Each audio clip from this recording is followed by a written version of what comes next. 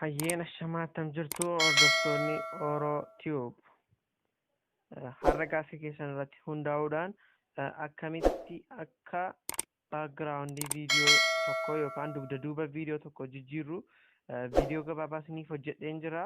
Osoo gara barnoota kanaatti hin galin dura Oro Tube like, share, subscribe gochuu hin dagatina. Oro Tube kan uummata Oromooti. Kanaafuu isin like, share, subscribe gochuu hin dagatinaa isiniin jedha.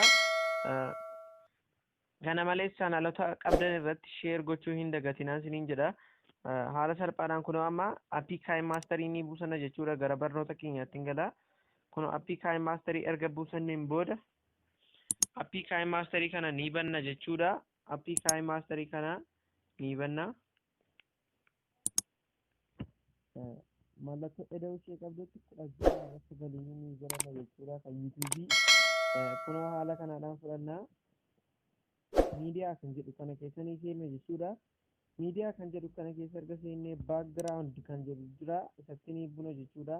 Haala salphaadhaan baakgiraawundii fedha keenyaa ni filanna jechuudha. Amma fakkeenyaaf anisuma kan Kaayin Maasteriin filadha jechuudha. Kunoo haala kanaadhaan filadhee nan bal'isadha. Akka kanaatti jechuudha. Ergan bal'isadheen booda layer kan jedhu kana keessa ni seenna, miidiyaa kan jedhu kana keessa ni seenna jechuudha. Ergachi keessa seenne storage kan jedhu keessa seenneetu kunoo haala salphaadhaan lafa viidiyoon keenya jiru filanna jechuudha. Lafatti viidiyoo keessa seevii godhattan ilaallachuudhaan filattu kunoo haala salphaadhaan lafa viidiyoo keessa kaa'ee nan ilaalladha. Abaan xiqqoosiidha. Kana fakkeenyaaf kana yuutuubii irraan buuse jechuudha. Giriin iskiriinii dhaan kan waraabame. Kunoo giriin iskiriinii dhaan waraabbachuudhaan kan nuti goonu akkamitti baakgiraawundii jijjiirra kan jedhu.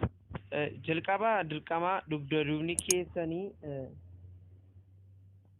giriin iskiriinii ta'uu qaba jechuudha. Giriin iskiriinii jechuun kunoo akka bifa Spidermaaniin dhaabbatu.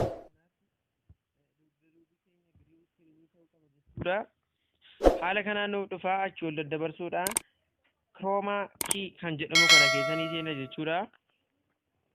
Kiroomaa kii kan jedhamu keessa erga seennee booddee inabil isa jedhu kanatti banuudhaan haala kanaadhaan Spidermaaniin kun baakgiraawundii isaa jijjiirame jechuudha. Iddoo nama fila godhetti as keessaan immoo laayitii isaatti dabala jechuudha.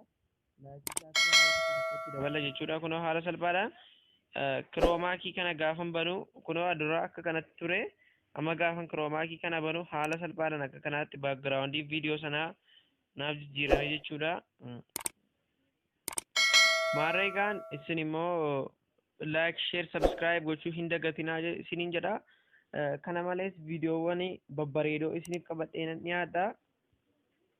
Oro Tube irratti fiilmii, qosaawwanii fi barnoota kan waa'ee bilbilaa fi sooftiweerota kompiitaraadhaan wal qaqqabatan tokko tokko isiniif nan dhiyeessa isiniin jedha. Galatoomaa nagayaan tura.